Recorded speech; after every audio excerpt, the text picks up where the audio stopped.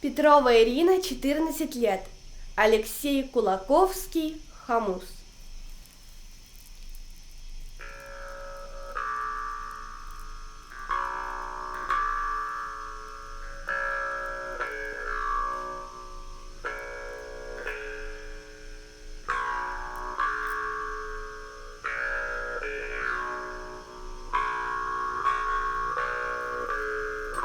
В тот светлый день, когда земля рождалась, и нас, людей, благословляли боги в срединном мире, жить с добром и верой, в дар для памяти о том чудесном сотворении Хамус преподнесли они якутам.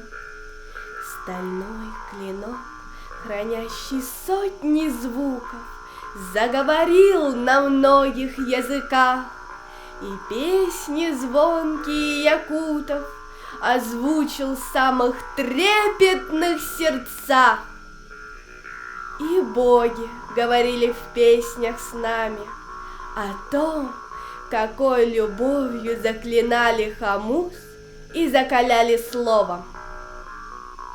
Мы звук божественный сковали прочной сталью, чтоб вы могли в руках его держать и жалом тонким, гибким извлекать все голоса племен, что мы создали.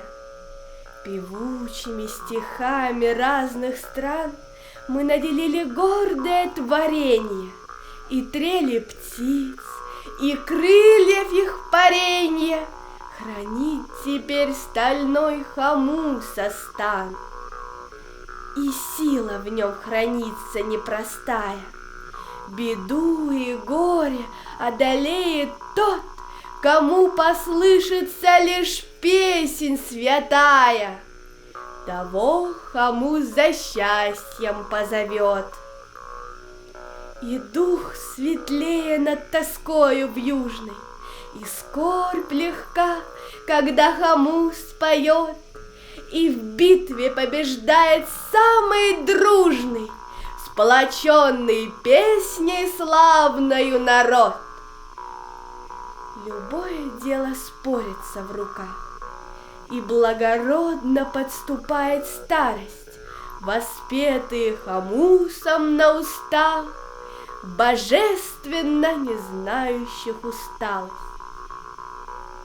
И память в нем хранится вековая, традиции народа в нем живут, и даже в годы трудные страдая, над бедами не сгорбится якут.